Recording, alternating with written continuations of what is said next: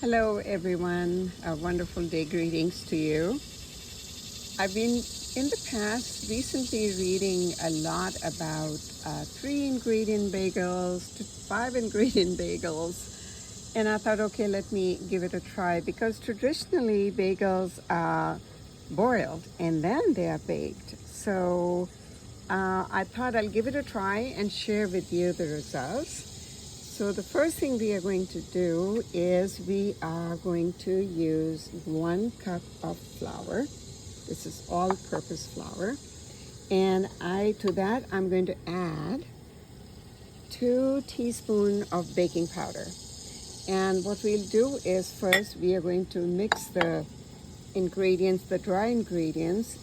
So 1 cup of flour and 2 teaspoons all-purpose flour and high protein content. If it's high, that's better, but let's see. These are supposed to be high protein bagels, and I really wouldn't call them bagels. I would say maybe we need to give it a different name of something like bagel, or not the real bagels. So anyway, so 1 cup flour and 2 teaspoons of baking powder. Into this I'm going to add cottage cheese. Recipes have called for yogurt, and since this is my first time, I'm going to experiment with cottage cheese. I thought of draining it and pureeing it, but I think I'm just going to put it the way it is. So your cottage cheese is going to be a high protein product, so we are going to add that, and I'm going to use a spatula. Let me position my camera so you can see the process of my adding, and I will try my best not to use my hands. And the cottage cheese is 1/4 cup. So we are going to first add that to our dry ingredients now, and I'm going to mix it with the spatula, and I'm going to let it sit for a while, maybe 5 or 10 minutes, and during that time I will go and turn my oven on.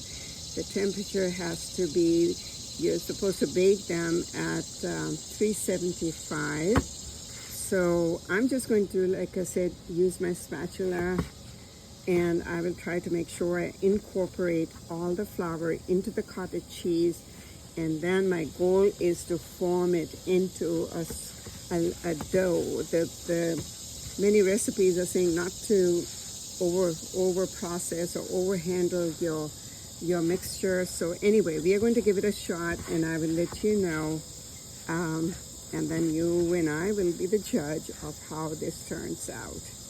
And let it still has some at the bottom, so make sure that you mix in well. And let's see what happens next. I'm going to let it sit now, and I'll come back to you.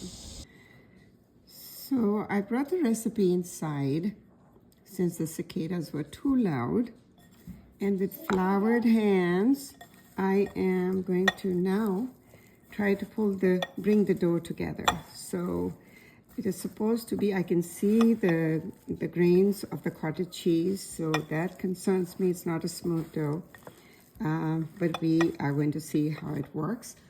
The oven has been turned on to 375, and as I said, with floured hands, I'm going to make it and form it into a ball, and we are going to divide it into 4 portions, and then we are going to roll it. So this time I'm going to, recipes call for just making balls and then making a hole and then baking it, but I actually am going to make 4 portions, and hopefully this is going to work. So it's not sticky, but it's the dough is, it's quite comfortable to work with. So Let's form it into a roll. I hope it, yeah, okay. I'm now going to roll it just like that. Still I'm trying to figure out a name, so bagels but not bagels, kind of a name, right? And I'm going to then form it into a, I need to wet my, not wet my hands, flour my hands. Okay, and let's make it into a circle. And they say, you know, you have to make the center opening a little bit bigger so that since you have the baking powder in it, it is going to definitely expand. And so here is the first one. Okay, and let's get the second portion. This I'm going to try by making a ball, and then with a dowel, or we'll see how I'm going to do that part. But it's not sticky dough, I just want to let you know, so which is a good thing. And this time I'm going to make a hole with my fingers, try to expand the opening so we have, here we go. Okay, so the second one ready to go. And again, I'm going to use my floured fingers. This time I'm going to just back it in a little bit tighter, and let's see what happens. We'll have an idea. So again, as I said, I can see the granules of the cottage cheese, and I'm thinking, well, maybe I should have pureed it, but I'm going to make another batch with blended cottage cheese, so we will have both ideas of how it turned out. So it's sticky, but not that sticky, so it's a good thing. And trying to work as quickly as I can.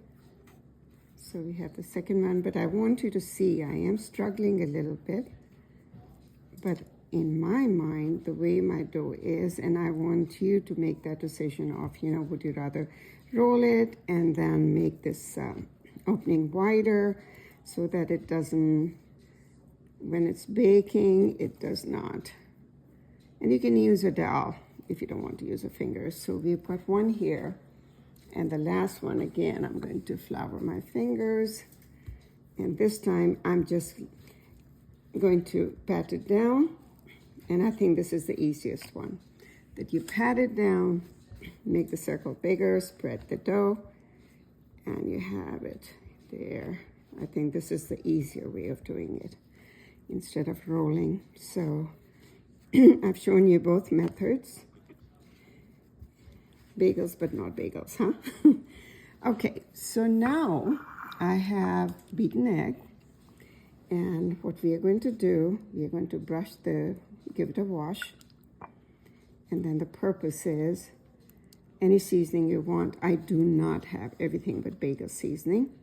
So what I've done is I have here with me mixed sesame seeds, black and the white ones. And I put some sea salt in it, and I'm going to dip it in the mix.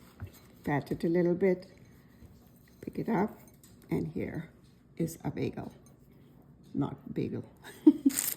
Okay, it goes on a parchment lined cookie sheet. Same thing with this one. Brush it well with your beaten egg, and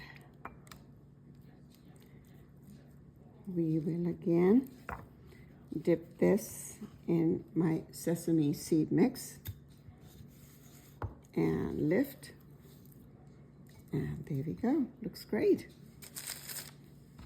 Same thing, brush. I'll work faster so you can see how it is moving, and I believe, and I think once you make it you will agree that just making a little patty and then making a hole in the center, awesome. That looks great. Okay, and now the last one is, here we go, messy hands, sticky dough. Okay, whatever I have left here, my mix of sesame seeds. Okay, here we go. Okay, and here we have the 4 bagels, which I am now going to bake, and we will find out the results.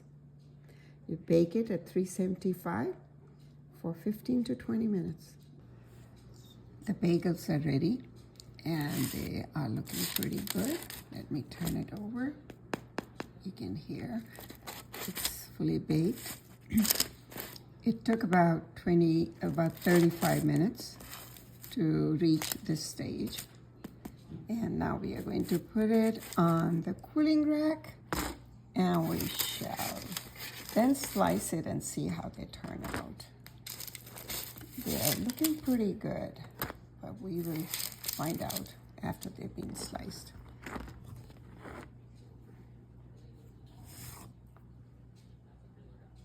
So here we are. The bagel has cooled down, and I did slice it, and I wanted to show you what it looks like from the inside. You can see there are holes, and the concern which I had regarding the cottage cheese, that it might still be there, that has totally melted, and you can see the perforation. Looks pretty good. And because I did have a second thought of using small curd cottage cheese, and but I think it worked. So whatever size, with a large or a medium or a small cottage cheese you use, but the taste test will be done once I assemble my sandwich, my lunch for today. And I would recommend spreading your homemade cottage cheese on it, spreading cream cheese on it. You can use peanut butter. You can use, actually I'm going to use avocado and egg, and will show you once I assemble it. So this is exciting, looks good, and I'll show you my lunch. Okay, so this is my assembled sandwich. I have used avocado, and you can actually mix your avocado with boiled egg and use that as a spread. And as I mentioned earlier, you can use cream cheese, butter, and some tomatoes on the side, a little bit of lettuce, and then I'm going to put this on top, and I will taste it, and I will let you know how it tastes. So bear with me. It really is good. I would recommend for you to try it. It's crusty on the outside, and kind of soft, not soft, but as bread should be. The eggs and the avocado with black pepper and salt, my favorite combo, tastes good. So I hope you give it a try, and hopefully it's going to be a successful adventure for you. Blessings and all the best.